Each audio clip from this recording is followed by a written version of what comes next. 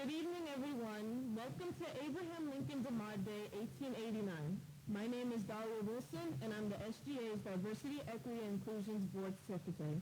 We are so thankful and grateful that all of you made it here tonight, and we're so excited to start the program.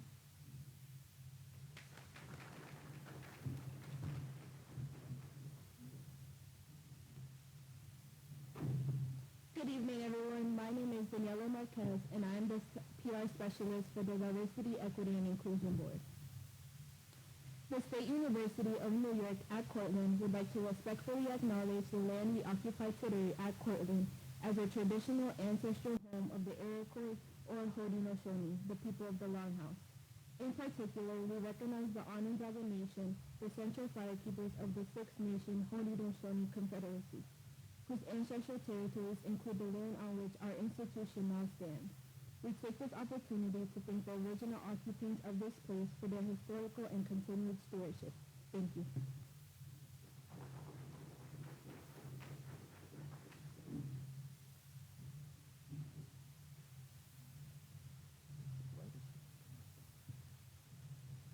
Good evening, everyone. My name is Dwayne Jones, and I'm the Activities Coordinator for the Diversity, Equity, and Inclusion Board here at Cortland. And tonight, I want to welcome President Eric J. Bitterbond, who became the SUNY Cortland campus president in 2003.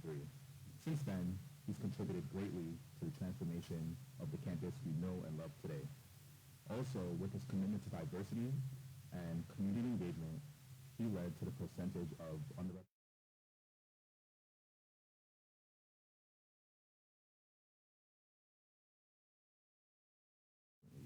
Without further ado, I'd like to welcome President Eric J. Bitterbond.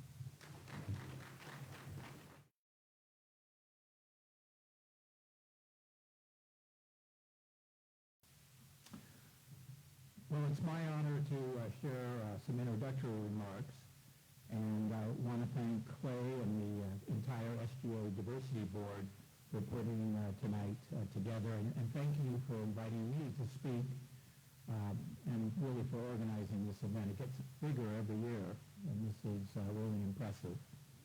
So thank you as well to all our other distinguished guests who will speak tonight, especially our alumni. I know that others will talk about the significance of Abraham Lincoln DeMond, but I just want to say how wonderful it is for this event, one with so much institutional meaning, to start our Black History Month celebration here at SUNY Cortland.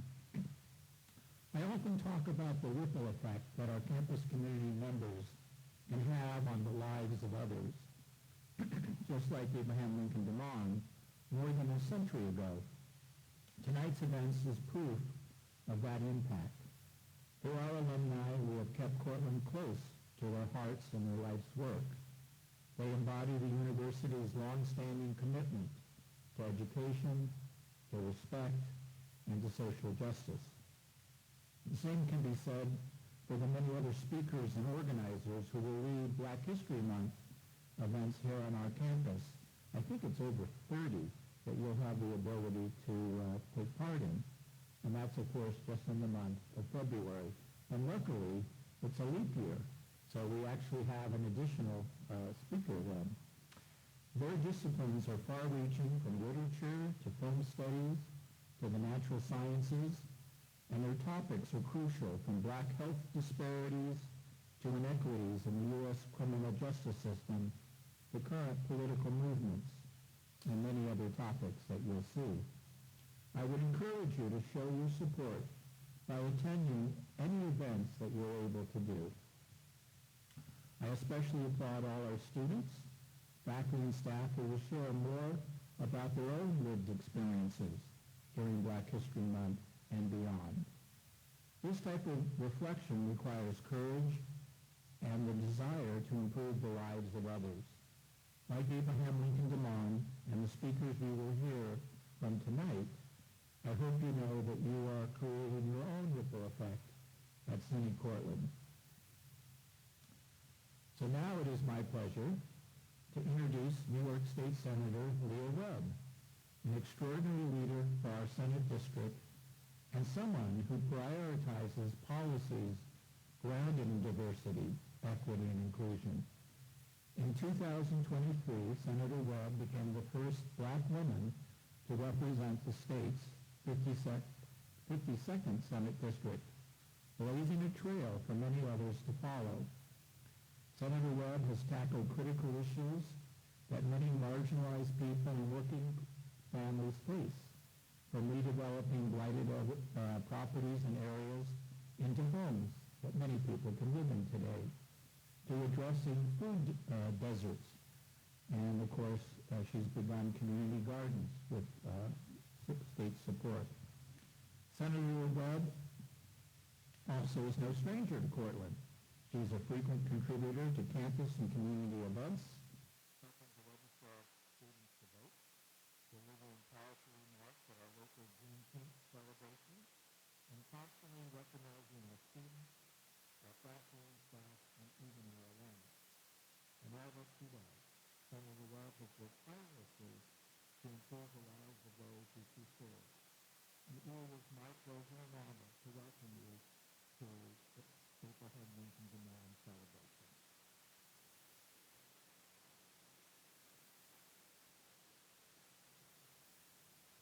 So good evening, everyone. Oh, yeah, everything. Yeah, yeah. So, Mama, you're the celebration, right? It's our festival, right? You're excited, right? So let's start out when you can. Good evening, everyone. That's what I think. So I want to first extend my appreciation to obviously our faculty and staff and students here at SUNY Cortland. I've worn many hats, most certainly presently being in the Senate, but I've also spent time here in my prior as an educator, specifically around diversity, equity, and inclusion at Boston University, which is just good time. Which I've come here for conferences that we are also arranging here, and to start with personal things for which the narrative is irrelevant knowledge level. So, happy Black History Month. So, I want to, again, thinking about what I wanted to share in this moment, and, just reflecting on not only the time we're in, but every time Black History Month comes around, there's often a renewed sense by many folks to recall past events, contributions of African Americans, and one of the things that I often remark, especially during Black History Month, is that these are conversations that we need to have all year round, and lifting up and not forgetting those whose shoulders we stand on and people that we're still leaning on in the present day. And so thinking about shoulders that we stand on, Abraham Lincoln DeMond. So when this historical figure was brought to my attention, it was about a year and a half ago. And I'm trying to remember where I was. I don't know if I was on the campus, and it was brought to my attention by Tatum with respect to the desire to lift up Abraham Lincoln DeMond, his contributions to this campus and beyond, is something that is, most importantly to remember, but to also to continue building upon. And so we know that his legacy, his name is etched in this institution's storied history, and he represents not just a pioneering spirit, but a legacy of unwavering commitment to the cause of equality and justice, all of which are still relevant and important today. Y'all still with me? And so in thinking about that legacy and, why it's important to say the names of folks who may not no longer be with us here in the physical form, how do we keep that spirit of that person alive in the work that we do? And that is my very humble opinion as to how we can continue to honor the legacy, not only of our ancestors, but also of the work that we're doing today. And so it's important in that same spirit that we recognize change makers that are in the present. So it's important to lift up those individuals in our communities that often do the work, or I frame it as the good work, that often go unrecognized, and they do it not for recognition or for public spectacle. They do it because they genuinely care and want to ensure that everyone does better, because we all do better when we all do better. Do you all agree with that? And so I want to lift up some change makers here at the SUNY Cortland campus, but largely in the community, who I believe are embodying the dedication and the hard work of Abraham Lincoln DeMond. And I don't think they even know that I'm going to recognize them, which makes this all the better. So the first person I would like to recognize is Clay Barnett. Clay, I just saw you walk off to the side here. We need you to come on back. Clay, can you come on down, please? Yes. So I get the chance in the Senate to recognize important leaders in our community, but especially in Senate District 52. I may be a little biased, but it's important to me that we lift up the names and, more importantly, offer support to leaders such as yourself. So I just want to share a few remarks about you as I present you with a symbol of appreciation and recognition. So your impeccable organization and execution of this ceremony has not only brought us together to celebrate, but has also strengthened the bonds of our community. Your commitment to upholding the legacy of DeMond is an inspiration to us all. Please accept this certificate of achievement from the New York State Senate as a token of our appreciation for your invaluable contributions. Thank you so much. There you go. Thank you. Very welcome. Thank you so much. You're very welcome. Yes. So y'all wonder who's next, right? I got you. Okay. So the next person I want to introduce may or may not come as a surprise, but is a person I mentioned in my remarks. If you were listening to me, I mentioned this person's name, and that is Tatum Pittman.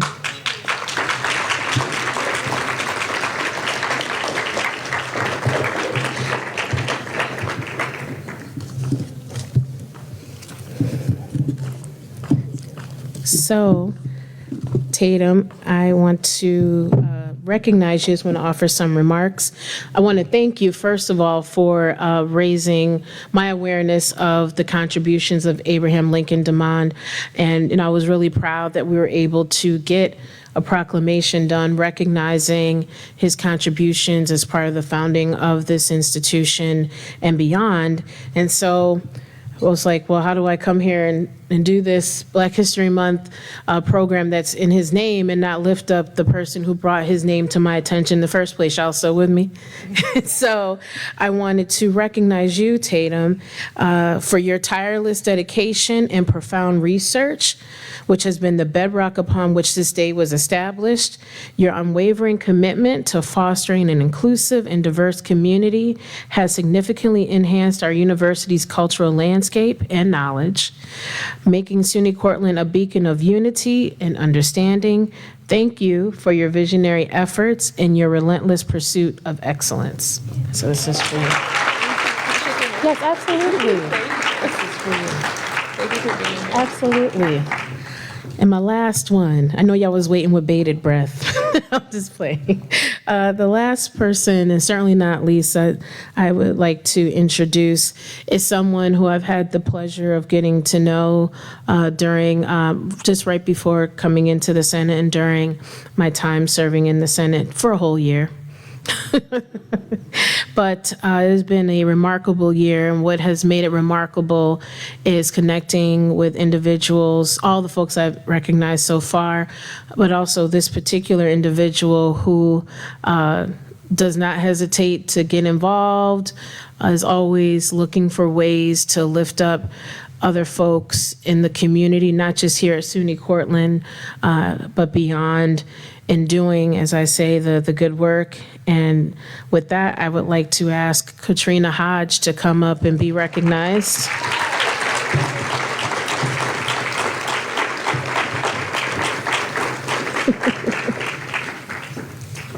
So I want to share some remarks.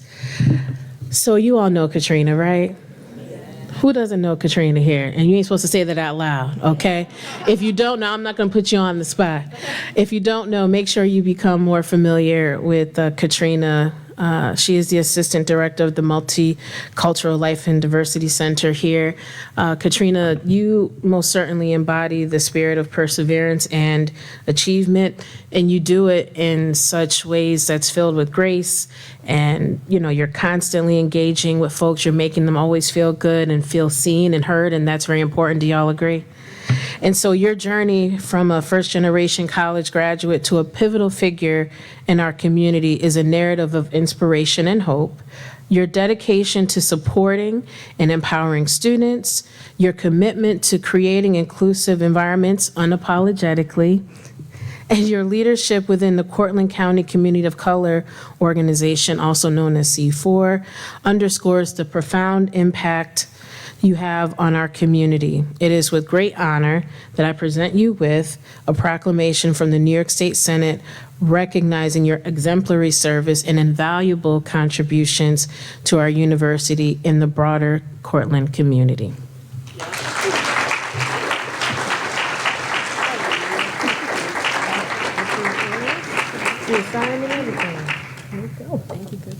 You're very welcome. Now, we're also coincidentally wearing red, but you know, I wanted to make sure I was representing the university colors. Am I doing all right? Okay. So as I close, you know, again, I want to again extend my deep appreciation for the invitation. Thank you to our esteemed president, who, you know, again, first time I came on campus, met with you and your team. You just continue to demonstrate how important having all of your team members feel seen and heard, and you also try to reflect that in the policies and practices that you try to engage and build upon here at SUNY Cortland. And I appreciate that you do not hold back in asking for support. And so as I, you know, continue to close, I know it's not customary to just have one close. You got to close about 3 or 4 times. I don't know if everybody knows what I'm talking about in certain circles. Y'all know what I mean. But for real, I'm closing. But, you know, again, this is the second annual Abraham Lincoln DeMond Day, and I think that is important for us to remember this day. It's more than just a ceremony. It should serve as a renewal of our commitment to the ideals of equity, understanding, and collective growth. It's a day to reflect on our past, to celebrate our present, and to aspire for a future where the principles that Abraham Lincoln DeMond stood for are not just remembered, but are lived and breathed into every corridor of this institution and beyond. Thank you all so much for the invitation, and again, happy Black History Month, 365. Thank you.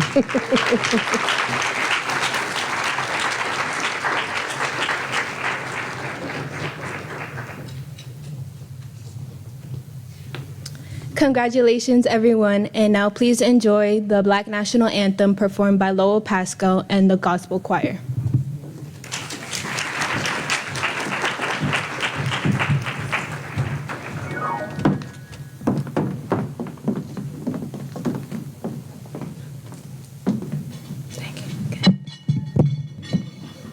Take my note. It's on. Yes, thank you. I was just about to ask the same thing.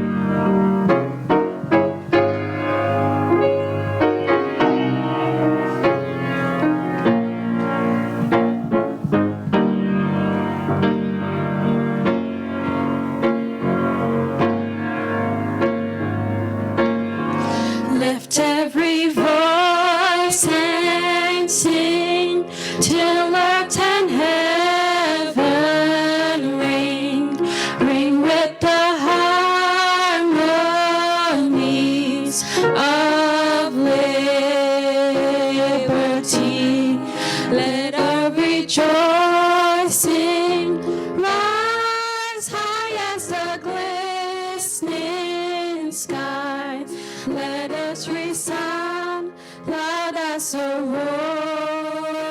rolling sea. Sing a song full of the faith that the dark past has taught us. Sing a song full of the hope that the presence has brought us. Facing the rising sun of a new day begun. Let us march on till victory is won. Let us march on till victory is won.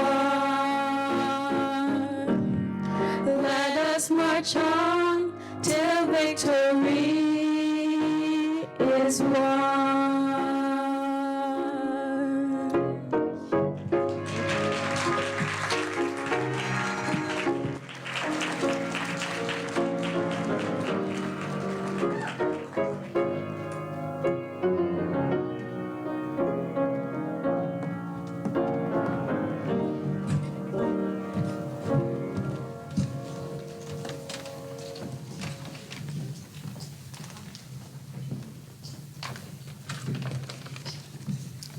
Good evening, everyone. I would like to call up Dr. Tracy Hudson. You can go. She's an assistant professor here at SUNY Cortland who specializes in building teacher capacity to a foster of culture of care for all students, particularly male of color. With over 30 years of experience in K-12 public school education, she has held various roles, including teacher, dean of students, high school assistant principal, and middle school principal. Dr. Hudson is actively involved in community service, being a proud member of the Suffolk County Alumni chapter of Delta Sigma Theta Sorority Incorporated. She initiated the Men of Future Consortium, a collaborative program with the Mega Psi Phi fraternity and the Eastern Shore New York chapter of the Lynx Incorporated. Additionally, Dr. Hudson is a Silver Life member of the Islip Town NAACP and has served for over 25 years as the Youth Council Advisor. In May 2022, she was honored with the You Inspire Me Award from the SUNY NAACP chapter at Cortland for her outstanding workshops on thriving at predominantly white institutes of higher learning. Dr. Tracy Hudson currently serves as the chair for the award-winning services to Youth Facet, taking great pride in this role. This position allows her the opportunity to positively impact and nurture the minds of young people. Please give a warm welcome to Dr. Tracy Hudson.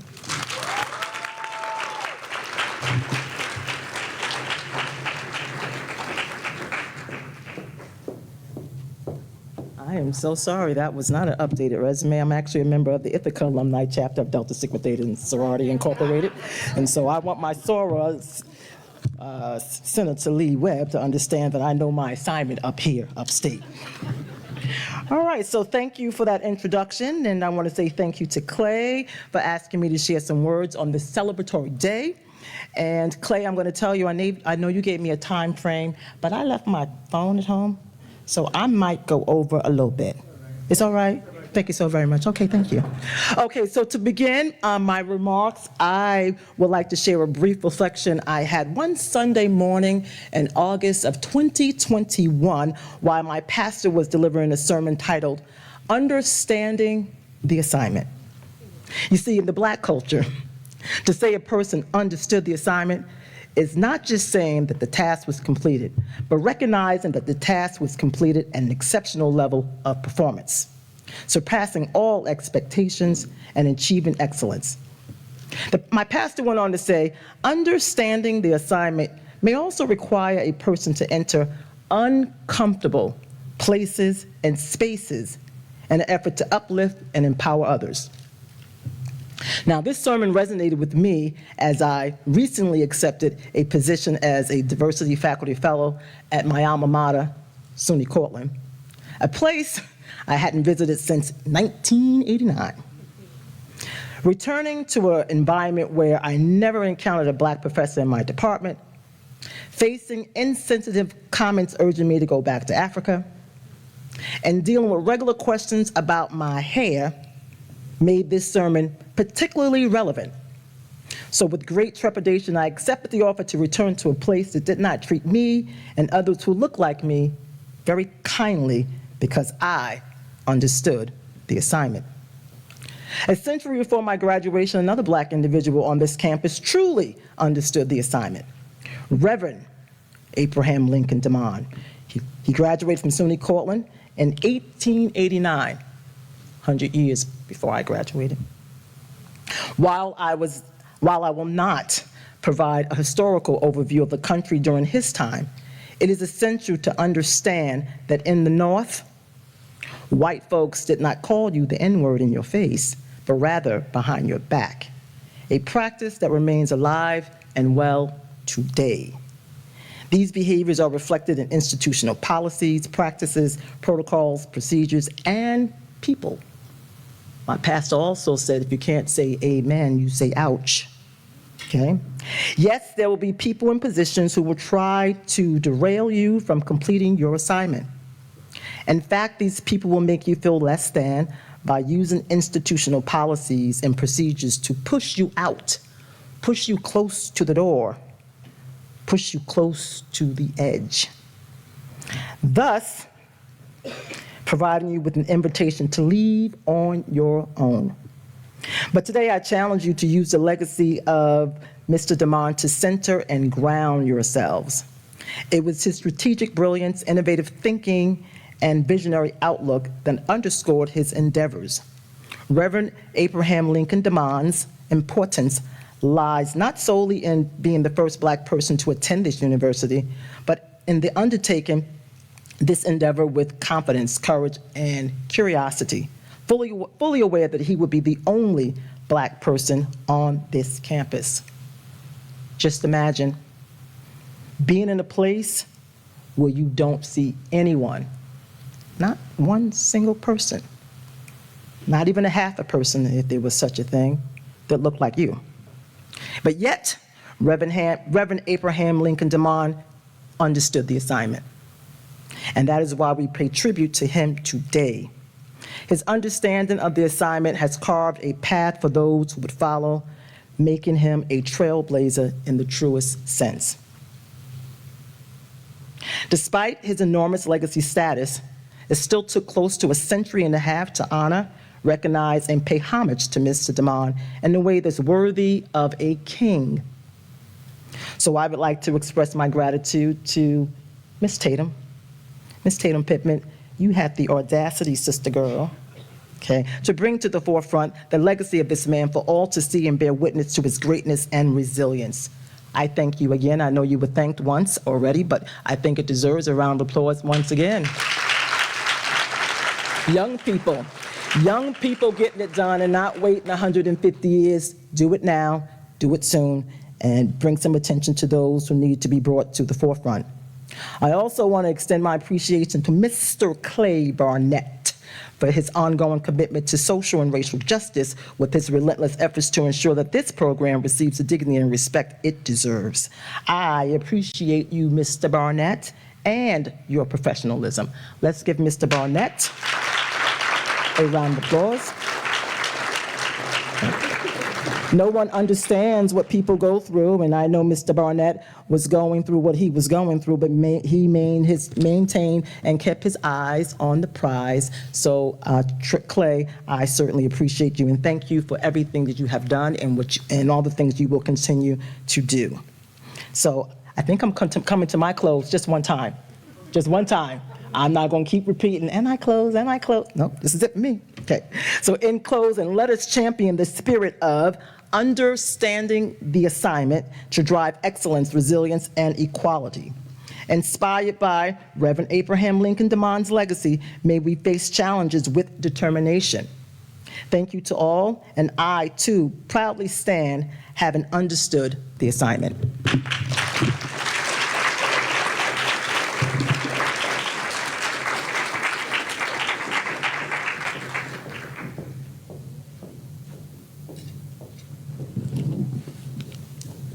Hello again, everyone. I would like to thank everyone for gathering here tonight to honor Abraham Lincoln DeMond, who was the first African-American alumni of SUNY Cortland. At the time, Cortland was known as Cortland Normal School, which specialized in training teachers in the norms of pedagogy and curriculum. DeMond was born in Seneca, New York, and came to study in Cortland. During his time here, he was involved in the Young Men's Debate Club and was the assistant editor of the Cortland Normal newspaper, which was run by the same club. During his time on the debate club, DeMond gave a number of orations before graduating in June of 1889. For a few years after, DeMond held the position of principal of the Lincoln School for Colored Children in Fort Payne, Alabama, from 1889 to 1894. He then went on to further his education by studying theology at Howard University Seminary and graduated in 1912. DeMond also became an active pastor at Dexter Avenue Baptist Church in Montgomery, Alabama.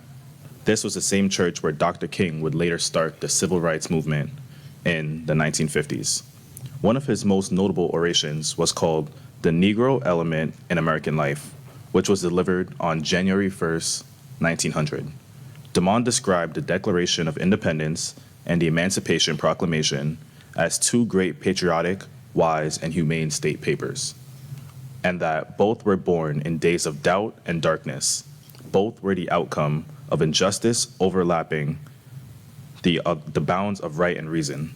The one was essential to the fulfilling of the other. Without the Declaration of Independence, the nation could not have been born, and without the Emancipation Proclamation, it could not have lived. Today, we are here to honor Abraham Lincoln DeMond for paving the way for other students like me. We also want to thank and welcome Abraham Lincoln DeMond's great-grandnephew, Calvin B. DeMond, for joining us tonight in this celebration. Thank you.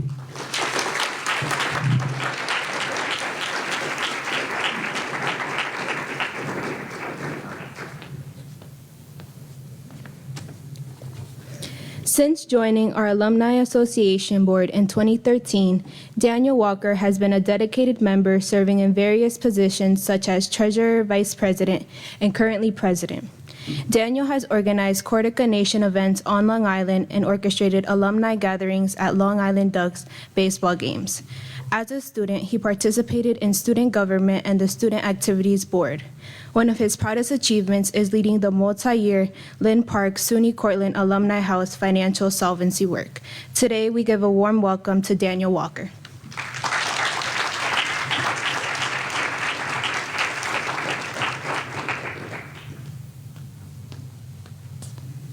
Thank you.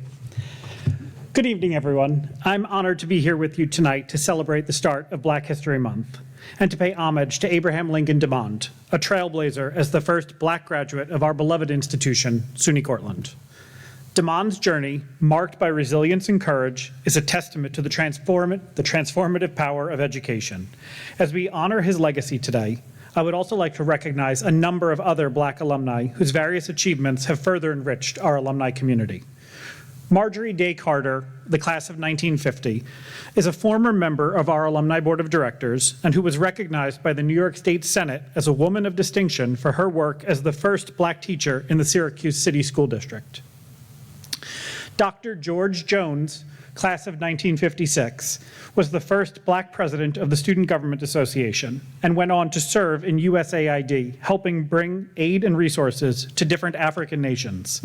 In his retirement, he carried forward his passion for this work and his alma mater and helped to establish the SUNY Kenya Education Project.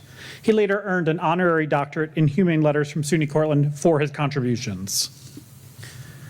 Dr. Flossie Bell Lomax, she's got a lot of numbers after her, so she's class of 1986, master's in 1990, and CAS in 1996. Flossie is a retired lieutenant colonel in the Army, where she served with distinction in bases across the globe. In addition to her civilian work for the Department of Homeland Security, Flossie currently serves as the vice president of our alumni board and will soon become the association president. You may have seen Flossie on some of the beloved community posters around campus. If you haven't yet, keep an eye out. Anna Beeson Roach, class of 1996, is the CEO of the Atlanta Regional Commission, where she oversees the infrastructure of Metro Atlanta, a community of over 6 million people. As she distributes billions of dollars in resources to help Atlanta grow, she is charged with building a city of the future. Even tonight's keynote speaker, Yusuf Muhammad Jr., class of 1999 and Masters 2001, is the principal at Phoenix Academy, an Atlanta school serving underprivileged students. Yusuf has spent more than a decade as a driving force in education, turning around troubled schools and creating meaningful impacts on the lives of his students. While I could go on and on about each of these impactful figures, I share these brief stories with you to illustrate that though Abraham Lincoln DeMond was the impetus for today's celebration, he was but the first step down a path cemented by many others who followed. At this time, as the current president of the board, I would like to reaffirm our commitment to fostering inclusivity. We are expanding our internal expectations of the board members to focus on diversity, equity, and inclusion. We are organizing dynamic programming and are always looking for meaningful partnerships with our alma mater.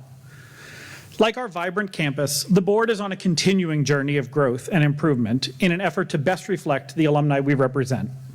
Just as DeMond's pioneering accomplishments paved the way for progress, our collective dedication is what will propel us forward. Together, we must recognize the imperfections, learn from the past, and actively contribute to a future where every voice is not only heard, but celebrated. My hope is that this celebration today will serve as a reminder to embrace the strength found in our shared community so that we may amplify the stories, experiences, and achievements of those who may not often be recognized, but who have shaped our narrative and embody the values of what it means to be a SUNY Cortland alumni. Thank you.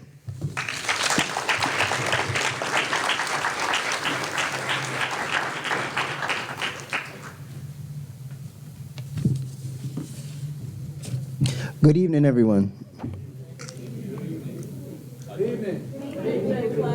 Thank you. Today I'm here to introduce the keynote speaker, Yusuf A. Muhammad Jr. Yusuf Muhammad is a father to 4 daughters and an award-winning high school principal in Atlanta, Georgia, with over a decade of experience in school leadership. Yusuf was raised in the Bedford-Stuyvesant section of Brooklyn, New York, and was educated through the New York City Department of Education. During the summer of 1995, Yusuf enrolled in SUNY Cortland through the Educational Opportunity Program, what we know today as the EOP. During his undergraduate years, he served as the president of the Black Student Union, a resident assistant, and a member of the EOP board. He was also a contributing writer for the Dragon Chronicle. Yusuf earned several awards during his undergraduate years at SUNY Cortland. Yusuf earned his Bachelor of Arts in Secondary Social Studies and African American Studies in 1999. After entering the SUNY Cortland Underrepresented Graduate Fellowship, he enrolled in SUNY Cortland's Literacy Education Graduate Program.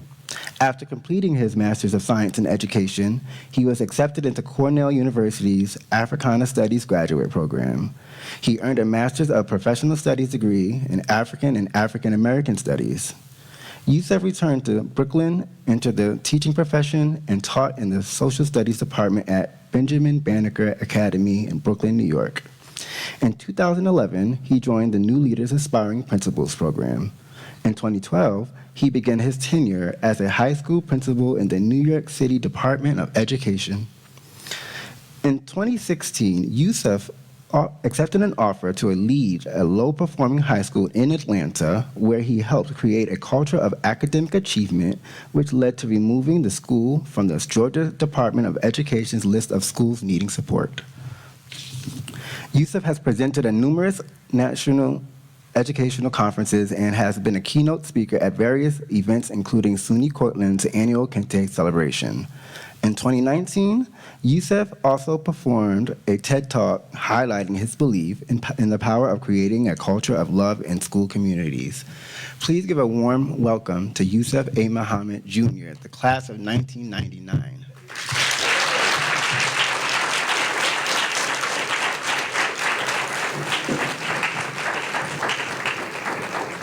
I am smiling, everyone. Hello, family. Hello, family.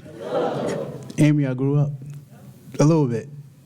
I'm so honored. You have no idea how this feels to be here.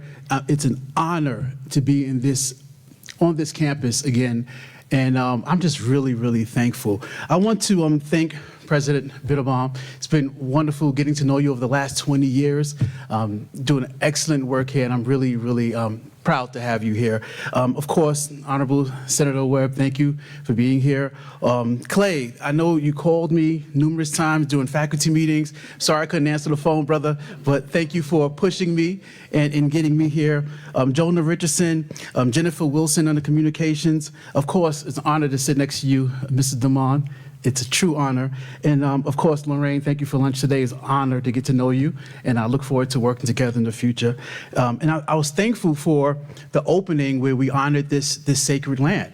You know, we are on sacred land, and people who belong here were displaced. So to give honor and prayer to that, it just makes me even more proud to be here at this institution. Quick background, I was 18 yesterday. Yesterday. I'm going to be 47 in a few weeks, and it blows my mind. Students, it goes by really, really fast. And I remember getting dropped off by the Greyhound station with my mother, and we looked around. We didn't know where we were at, right?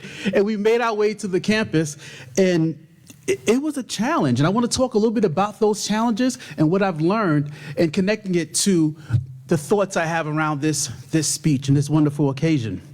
But I would be remiss if I did not just give a huge shout out to two members of the class of 1999, Titileo Morgan, who pushed me. Where are you at, Titileo? There you go, right there, who's been pushing me to be a part of this alumni work. We came in together as EOP students in 1995, and of course, my Josie. Josie, please stand up. Josie, I love you. We came in together as well, and Josie has sent two of her daughters here to SUNY Cortland. And so this is a family, this is a community, and I'm honored to be a part of this community.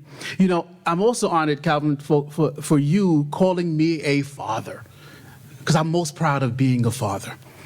More than anything, all the accolades, all the things that I've done to serve, there's nothing better than being a father. And I'm honored to have my second daughter here, Amina Santua. Amina, please stand up. She's in the 10th grade. She is class president on a debate team. She's going to do incredible things. And she was supposed to be at her school's award ceremony tomorrow, receiving an honor, but she's here with me, and I thank you, Amina Santua. I love you. I'm from Bed-Stuy, Brooklyn. During the introduction, it was hard for me not to say big up. Every time you hear Brooklyn, you have to say big up. And went from Brooklyn to Cortland, New York in 1995, and graduated in 99, completed a master's degree, went on to Cornell, went back home. Teaching again for 8 years was one of the best experiences of my life. Decided to enter the principalship and moved to Atlanta. And now to come back full circle here is just incredibly rewarding. And as I do this and as I speak, I'm channeling our ancestors. And one of the ancestors I have to channel is my late wife, Amina's mother, Tanea Gethers, who was here with me when Amina was about 3 years old with my other daughter, who's 7 years old, who's a student at Howard University. So I channel my late wife, and the story of my late wife is so powerful because she moved me, she grew me, and I wouldn't be here without her presence and support. So I say ashe to my late wife as I give this keynote. And when I thought about what I wanted to say in this keynote, the only word that came to mind was service. Because what I experienced here at SUNY Cortland was an overwhelming amount of support and service for an 18-year-old young black man from Bedford-Stuyvesant, Brooklyn. I did not expect it. I didn't know what to expect when I entered this campus. I didn't know who I was. I know that I entered this campus very angry. 7 years ago, I lost my dad to the streets. And I remember at his funeral saying to myself, I'm going to be somebody. He's not going to die in vain. When I came here, I couldn't understand why he died, why my friends were being murdered and sent to jail. I went to high school in the Upper West Side of Manhattan and lost so many of my friends. So when I came to Cortland, it was a great escape. It wasn't just I'm going to college. It's like I'm not going back home because if I come back home, I don't know if I'm going to make it. So coming to this campus saved my life and the life of so many others. But I came angry. I remember I had a bald head. I still have a bald head. I had army fatigues, and I had Timbs, and I had these ski goggles because it snowed and we still had to get to class. And I was a very different young man. But I remember writing on my wall in Alja Hall the word discipline. And I remember when times got tough, I had to go back to that word and remember my purpose. And I know I had to make it because so many others were counting on me. So I came angry and I came looking for answers. And then just recently, I learned of Abraham Lincoln DeMond.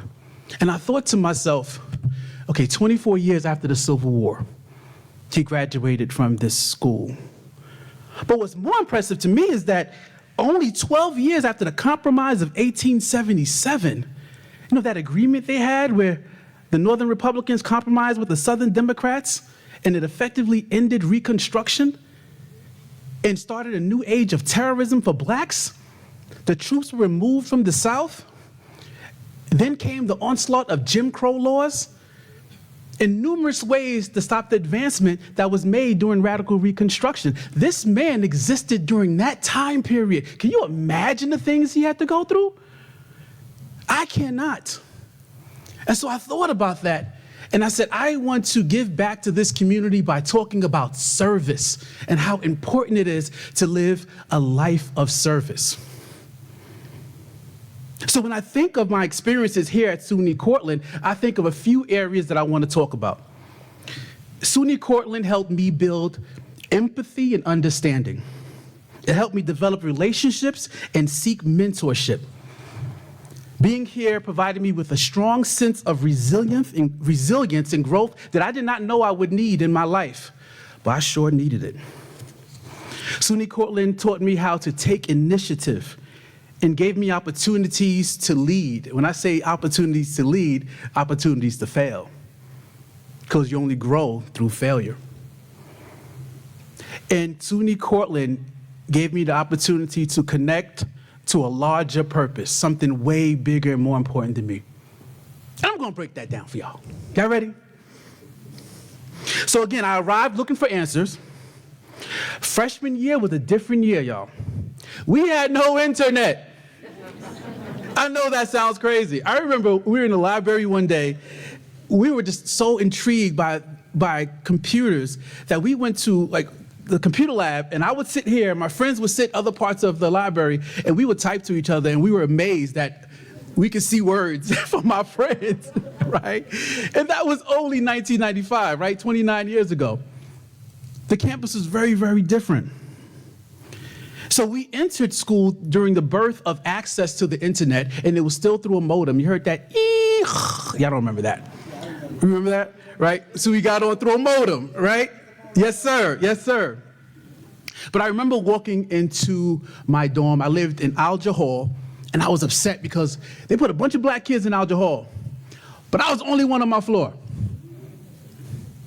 And that was different. My roommate, I met when I entered the room. He had a guitar and an amplifier and a picture of Nirvana. I came in with Biggie Smalls, Smith & Wesson, Raekwon the Chef, Only Built for Cuban Links. Two worlds collided in that room. Jeremy was one of my best friends. I love that young man. He taught me so much. He told me about the Counting Crows. He told me about Nirvana, and I'm a fan of Nirvana now. My daughter knows my Cortland Years playlist. I have a Cortland Years playlist, and Nirvana is in there. So it was a time to really appreciate other cultures, to learn new experiences. When I was a senior here at Cortland, I was sent to Newfield, New York to student teach. I was the only one in the whole district. The district was elementary, middle, and high school in one space. I was the only one. For the first time, I went to school with white kids who had to work on the farm before they entered school. I learned a new appreciation. First of all, the kids wore FUBU, and they wanted to be like me. We connected, and it was one of the best learning experiences of my life. So through this experience, I learned to understand other cultures, to live with other cultures, right? to push myself into a space that was uncomfortable, and I learned from it. So I became a better person through pushing myself into that space. But the relationship part is really important to me, right? I learned how to work with adults. I learned to be comfortable having conversations with adults, and I only learned that because the adults here poured into me. The community professors, the personnel, they all took an interest in me and guided me along the way.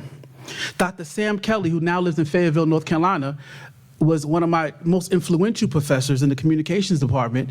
I actually lived with him on Pleasant Street because I wanted to learn how to be a man. He taught me how to buy a blazer and how to tie a tie. This was a professor. Dr. Zuma challenged me. And I didn't understand why Dr. Zuma was so hard on me until I left SUNY Cortland. It wasn't about what he was teaching. It was about developing that grit and teaching me that I had to be excellent everywhere I went. I could not be just a normal student or a normal teacher or I had to be excellent. And Dr. Zuma, for me, portrayed that and pushed me to be excellent. Dr. Michelle Kelly taught me that I was actually a special person, that I was unique, and I was worthy of everything that was happening to me. And Amy Dahlman, Amy, you almost broke me when you came and tapped me on the shoulder. Like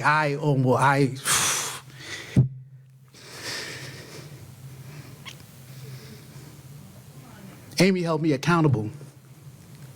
I wouldn't be here without her. She was my EOP counselor and the first person I met when I entered this campus. And I have such a high respect for Amy because she was hard on me. But there was this one day, and Amy does not remember this, it was the summertime. We were in between semesters and I was broke. I had nothing and I was hungry. And Amy gave me $10. I hope I paid you back, Amy. I probably did. But I went to that little Subway spot, I don't know if it's still there, and I bought a sandwich, and that sandwich tastes like steak. It was so good because I was so hungry. But it's the little things. Amy held me accountable. And honestly, Amy, I just wanted to make you proud. I wanted to make you proud, and I hope that I did that. Thank you.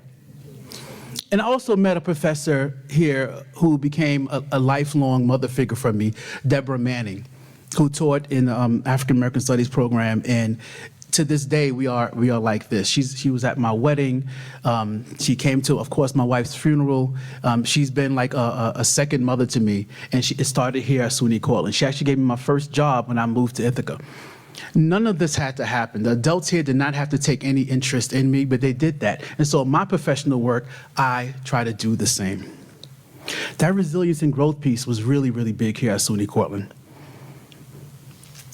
So I lived in Alger Hall on the 6th floor. And in the fall of my freshman year, I went to the bathroom one day. Just went to the bathroom. I didn't really pay attention or even focus on the fact that many of the students on the floor didn't talk to me. There was maybe one or two who communicated with me, but many didn't. When I turned around to leave the bathroom, I saw a poster that was drawn by a student, and it was a picture of me being hung from a tree, and it said, "Kill non-white person on this floor." I was stunned. I took it down. I went to the RA, and then I went to the dining hall, Winchell. And all the black students at the time, I don't know if this still happens, we all sat at the same table. And I told them, and the older students were really, really upset. When I got back to the dorm, cops were there. It was a really big deal, and I didn't really understand the moment at that time. I called my mother. She said, "Come on home, come home." I said, "I'm not coming home." That sparked weeks of intense racial incidents on campus where we would walk down the road and kids would throw oranges at us and call us monkeys from the windows. One of the RHDs had her walls sprayed. It said porch monkey and all these negative terms about our dear Juliet. We had to take over some of the buildings on campus and protest and call for the campus community and administration to truly create an inclusive space for us. We felt like we were here, but we weren't really valued. And it was the little things. Like back then, there was one television in the dorm. We didn't have the internet, remember, right? And Thursday night at 8 o'clock, there was this intense battle. New York Undercover versus Friends. We love New York Undercover, remember? But we always lost. And Thursday, 8 o'clock was Friends Time. We felt like the programming here on campus, we were wanted, but not really wanted. So we fought to make change. I don't think much happened, 'cause I remember a few days later, all of the students of color received a letter from the then president underneath our door apologizing for what happened. There was no real rally or real commitment. I mean, it was really embarrassing. So that struggle, we leaned into it. We became closer as a community. When I hear that we're over 20% on this campus, I'm shocked. I cannot believe it. We were really around 4%, but we were very close-knit, and we had to lean on each other to get through and to graduate. So that was some real resilience that we faced here. I also went here during the O.J. Simpson trial. I walked into that very dorm room during the verdict, and I was the only black person in that room. And when they announced that O.J. Simpson was innocent, I said, yes! I don't care about O.J., but I said yes! And the looks of my dorm mates, they were shocked, they were appalled, they were angry. And I was taken aback by that. Then SUNY Cortland offered a space for some of us to get one of the vans, and on October 16th, we drove from Cortland, New York to Washington, D.C., and I was at the very front row of the Million Man March. I turned around and saw a sea of black men. It was the most incredible moment of my life. And we came back different. We came back renewed. We came back stronger. That opportunity started here. Taking initiatives and leading, I just signed up for everything. I tried to take advantage of everything that was here. I knew I wanted to be different, and I knew if I wanted to succeed, I had to take risks. So it created that muscle, right? I remember, Amy, I don't know if you remember the board meeting when I was elected. We had to do something, and I just stood up and said, I want to be a board member. Vote for me. And it came out of nowhere, but I learned that lesson. If you put yourself out there and you take risks, you take that phone call, you send that email, anything can happen. So I learned that lesson here. But connecting with a larger purpose was the big thing for me. I learned by observing the servants in the Cortland community who poured into me that in order for me to get to where I need to go, I had to do the same thing. So I was fortunate enough as a teacher in Brooklyn to bring several students on tours to SUNY Cortland, and several of them entered SUNY Cortland and actually graduated. And you know how proud I was of that? And I hope that we continue to do that, and every student here goes back to their high school and bring your students to a tour. Introduce them to the wonderful faculty members here, right? And teach them that this is a place where you can struggle, because you will struggle, but you can learn and you can grow. So why serve? In order to create positive change in your community, you must have a servant mindset. In order to address social issues, you must have a servant mindset. We live in a strange time where we are actually questioning humanity. Babies are being blown to bits in this world, and we're acting like this is not happening. We're ready for the Super Bowl. Groups of people are being demonized. There's a certain desensitization of what's happening with the violence in the world. We are desensitized, and I don't know why. How in one part of the world, chaos can happen and we can exist as if nothing's happening over here. We need to connect ourselves to oppression across the world. But here's a secret that I learned as I became older. Servant leadership will improve your own life. Servant leadership will improve your own life. The life I'm able to give to my daughters today is only because I give so much to others. You will automatically get that return if you push yourself out there and you think bigger than you and you give to others. So I challenge the students here. I encourage you to create a culture of equity-centered service on this campus and in your life. But here's the catch. You can serve and still do harm to your community. If you don't serve with a certain consciousness, you can be a doctor and you can exploit people in poor communities. You can be a politician, you can help create laws, right, that can keep certain groups marginalized. So if you don't serve with a certain consciousness, right, if you don't understand who you are, you can actually become a professional and do harm. And I see it all the time. I see principals who are more concerned with graduation rates than actually improving the life chances of students. You're going to have a challenge in your adulthood that you will have to face. And that challenge is going to be about serving, or being comfortable and actually participating in the norms, the societal norms that oppress marginalized people. I appreciate this college journey. I appreciate being in this space. I have gratitude for the experiences, good, bad, and ugly, at SUNY Cortland. I savor every moment, and I hope you do the same thing. I hope that you learn to struggle and learn from that struggle. And I hope that each and every one of you live a life of purpose. Channel the spirit of our ancestors. Channel the spirit of Abraham Lincoln DeMond and all those who came before you. When you write that paper, you are channeling the greatest writers who existed. Be James Baldwin when you write.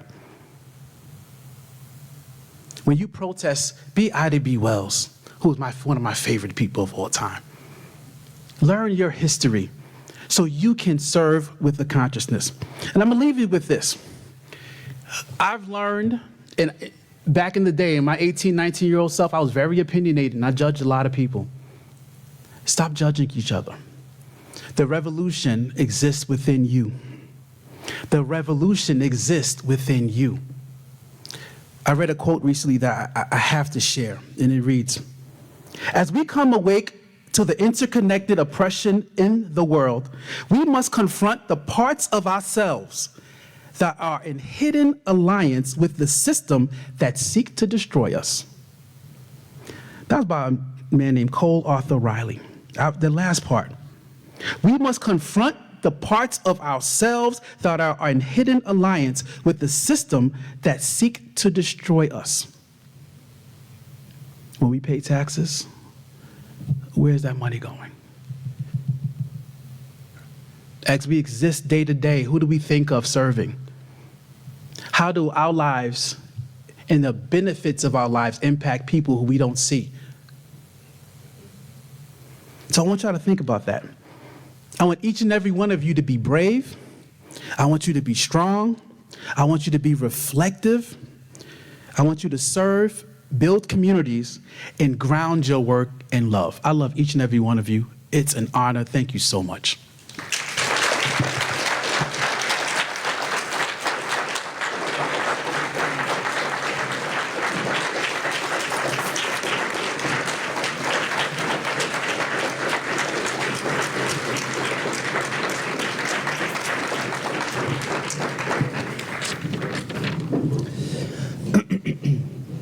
Let me just reintroduce myself because it didn't dawn on me until I walked away that I didn't introduce myself properly.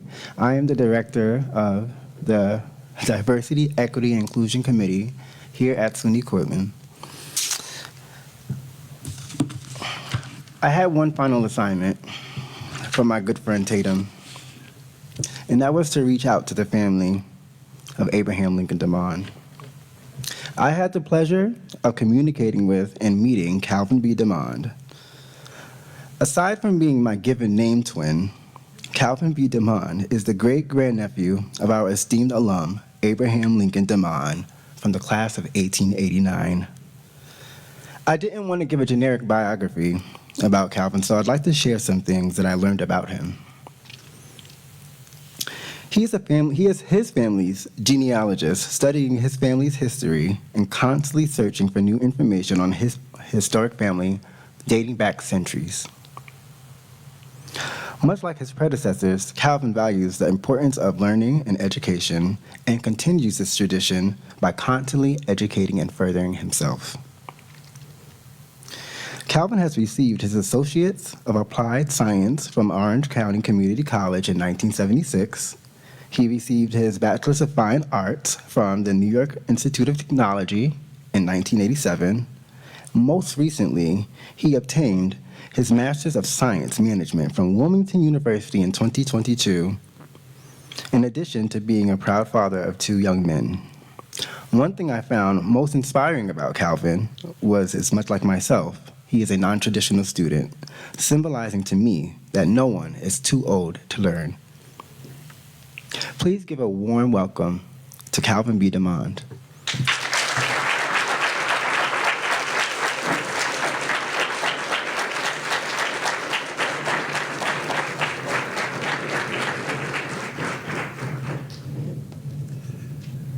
I have a colleague, Brian White, who graduated from SUNY Cortland about 30 years ago, I guess.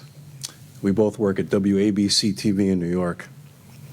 And he told me there's a picture of a man in a newsletter. He looks just like you.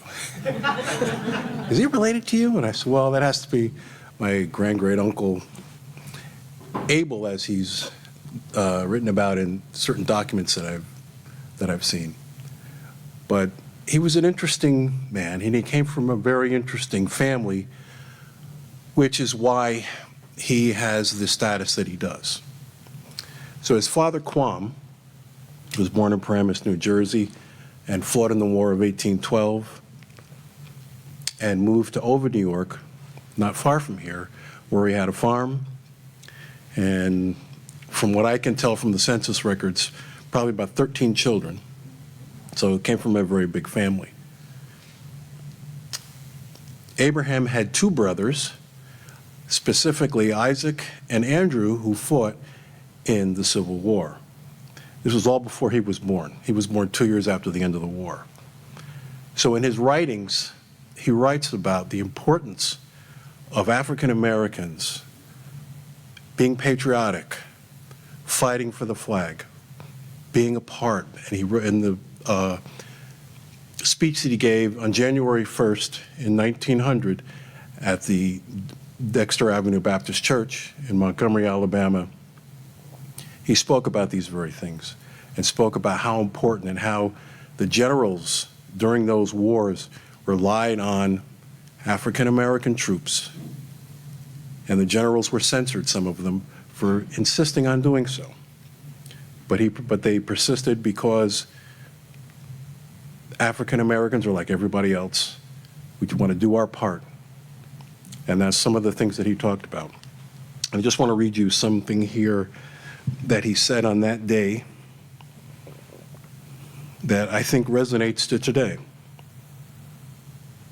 When other men shall be proved false to the faith of the fathers, when others have forgotten public good for private purse, when others have forsaken the principles of liberty, equality, and fraternity, and let the old flag trail in the dust, may the Negro still be found true to all that is noblest and best in American life, identified with all the interests of the nation, weaving our destiny with hers, rising as she rises or failing as she falls.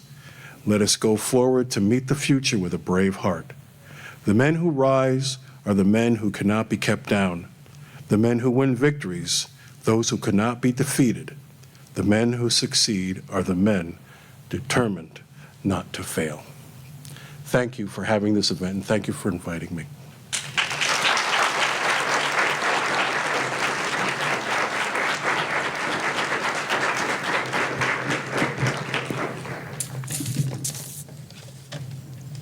I'm not going to introduce myself anymore. I already know what's up.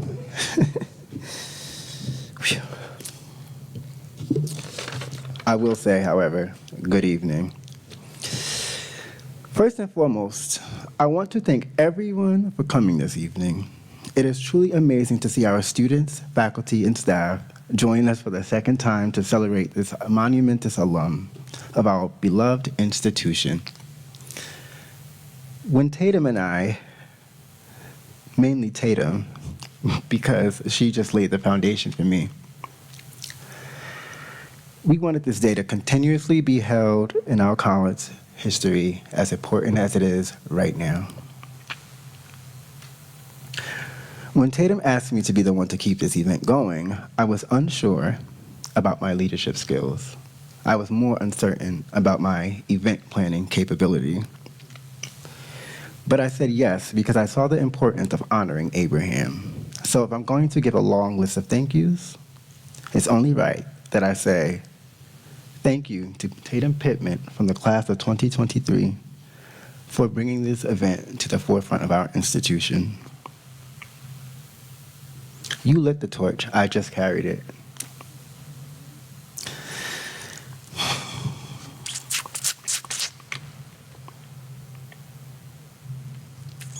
I want to thank Lorraine Lopez Genove for always having your unwavering support and always connecting me with the right people and the unannounced office visits. My mentor, Dr. Tracy Hudson, for being my mentor and being a soundboard for me. In the short time I've known her, she has made a true impact on my life. Teaching me to remember to stay authentic and full of joy. My soundboard that's not afraid to give me feedback, even if it does upset me. I want to thank Mary Kate Morris, my faculty advisor, for advising me, for correcting me, and supporting me and putting your faith in my leadership skills and professionalism, and your unwavering support. I want to thank Katrina Hodge and Bernice Cooper for helping me sort out my thoughts and bridge everything together. Thank you for understanding me and helping me in ways that if I explained, I think we'd be here all night. I want to say thank you to Kyle Cannon for all of his hard work in helping me bridge the technology gap and allowing those unannounced office visits. You don't find too many people who take kindly to those in our institution. Thank you to the Student Government Association for trusting my leadership and allowing me to remain true to who I am as a student and as a man, and their unwavering support and understanding of me. Special thanks to Kelly Smith, our administrative assistant for SGA. I want to thank the Diversity Board. Thank you for being nothing short of an amazing team and for believing in me. Stacy, Daniela, Dahlia, thank you for trusting me as your leader. Dwayne Jones, you've been there every step of the way for me, and I thank you for that.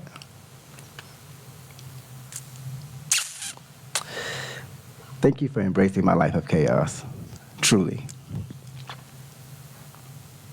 I could not have done it without you all. Thank you to Jonah Reardon and the Alumni Association for your support of this event, trusting my leadership and making the planning process as simple as possible. I'd like to thank the President's Office and the wonderful people that work there for their support, kind words, and for trusting me with this event. That is something that I'll truly never forget. Lastly, I want to thank the students for seeing the value of this day. We did this all for you. But there's one student I want to set aside from the rest. You might know her name. There's a couple of them around, but there's only one of these. I'd like to thank Kyla Young. Kyla Young has been a continuous support of almost everything I do here on campus. Thank you for your contributions and time to this event and helping me keep Abraham's legacy alive. I'd like to give awards, and I'll call them as they're listed here in front of me. And as they walk up here and accept them, I'd like everybody to clap.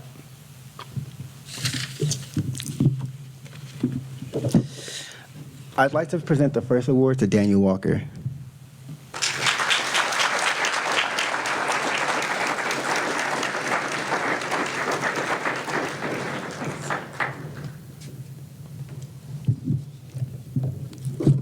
I'd like to present the next award to Jonah Reardon.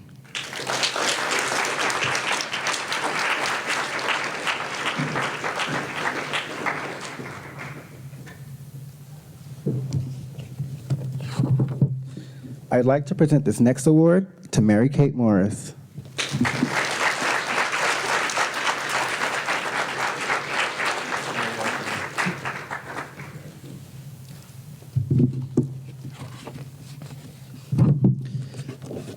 I'd like to present this next award to Lorraine Lopez Genove.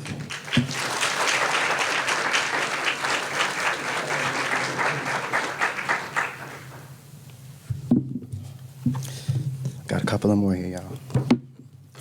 I'd like to present this next award to Dr. Tracy Hudson.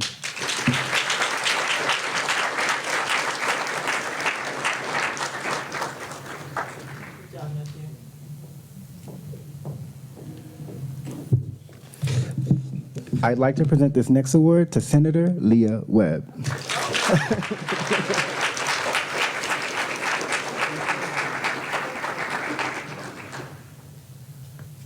Yeah, I thought I was done. I got two more down here. Hold on now. All right, I don't know who to give the first one to, so I'm just going to pick the first one I grabbed from underneath me, okay?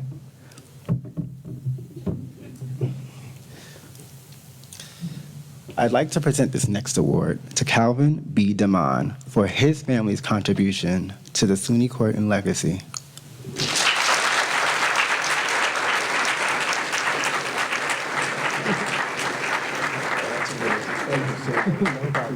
No problem. Oh man, I gotta get this last one away. This is my pride and joy right here. I'd like to give this next and last award to Yusef A. Muhammad Jr., class of '99.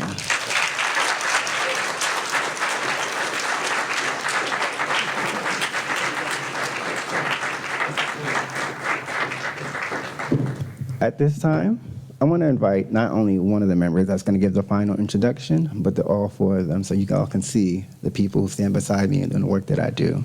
Can I have Daniela and the rest of the DEI board up here next to me?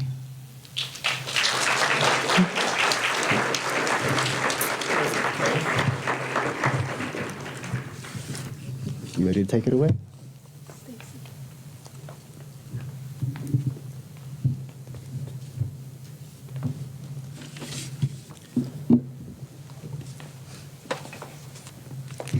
Good evening, everyone. My name is Stacy Gonza, the Deputy Director of Diversity, Inclusion, and Equity here at SUNY Cortland.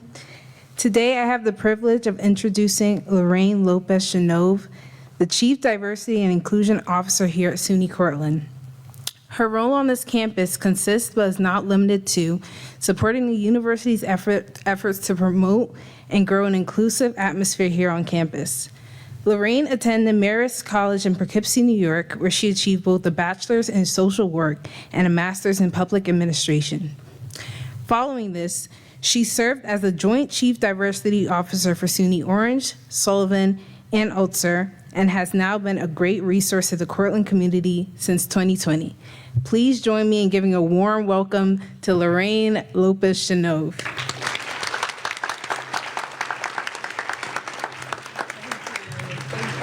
Thank you. You know, I gotta say, there were a couple of times that I sat there and got a little emotional, whether it was listening to you, Yusef, or listening to you, Clay. This was such a great night. And again, let's give the board, the DI board, Clay, another round of applause. They did an amazing job. I have a couple of things. I mean, I'm just going to say thank you again to those special people that are here. Thank you so much, Yusef, for coming. Your words were inspirational. They were just touching. They were wonderful. Thank you so much. Thank you, Leah. You're always here. You're always honoring and recognizing those folks that are doing the work. So thank you so much. And of course, thank you, Calvin, for joining us. We are honored to have you here. Thank you so very much. I remember, before I continue, I would be remiss if I don't mention James Felton. Where is he? Where is he? Yes, yes, yes. So James, a colleague, a friend, a good friend, is my predecessor. He was here for several years. James was instrumental, was the one that started the Beloved Community. He's the one that started C4. He's the one that started MMI, the Multicultural Male Initiative, that we're having the kickoff tomorrow, and he's gonna be our keynote. James, I love you. I thank you, because you made my job a lot easier. You had so many things in place already, so thank you so, so much. I remember vividly when Tatum came up with the idea to honor Abraham Lincoln DeMond. I remember it like it was yesterday, Tatum. We sat in Eric's office.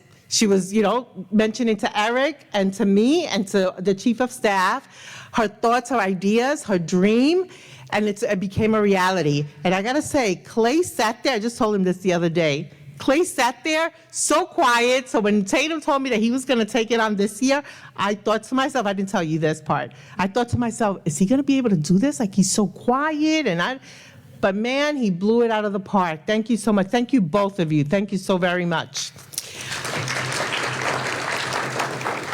Rachel Cargill, she's a writer and founder of the Loveland Foundation, wrote, and I agree, that Black History Month is about recognizing and respecting the dynamic history of the African American community. But it's also about unlearning the world's whitewashed understanding of Black existence and making the critical connections necessary to take anti-racist action. We have a tool here on campus by the multimedia, the Anti-Racism Task Force Multimedia. I don't know if there are any members of that committee here. I don't see any. But there we have the 21-day challenge. And I recommend, if you haven't already, register for it in My Red Dragon. Just register for it, 21 days. You don't have to do it in 21 days. It could be longer than that, shorter. There's a lot of really good information about Black history there. As President Eric Bitterbaum mentioned earlier, the Institutional Equity and Inclusion Office coordinated over 30 Black History Month events by students, student clubs, specifically BSU, NAACP, MOVE, Men of Value and Excellence, faculty and staff. I want to thank all of you that are participating because you're making this month really fantastic. I also want to thank Charlotte in my office, who actually did all the coordination. So lots of thanks to you, Charlotte. Thank you very, very much. I just want to mention again that tomorrow is MMI. Carmen Wingard and Jacob Wright are the ones that are leading this event. And it's a mentoring program for multicultural students here. So support them. If they call you because they need support, they need someone, somebody else to join them, say yes. So I'm going to end it with that. I want to say thank you also very much for showing up tonight. We really value your presence. The students recognize that you all support them. So thank you again. Have a great night and see you soon.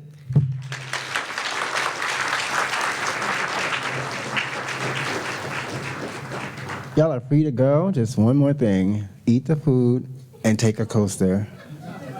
Those are expensive, okay?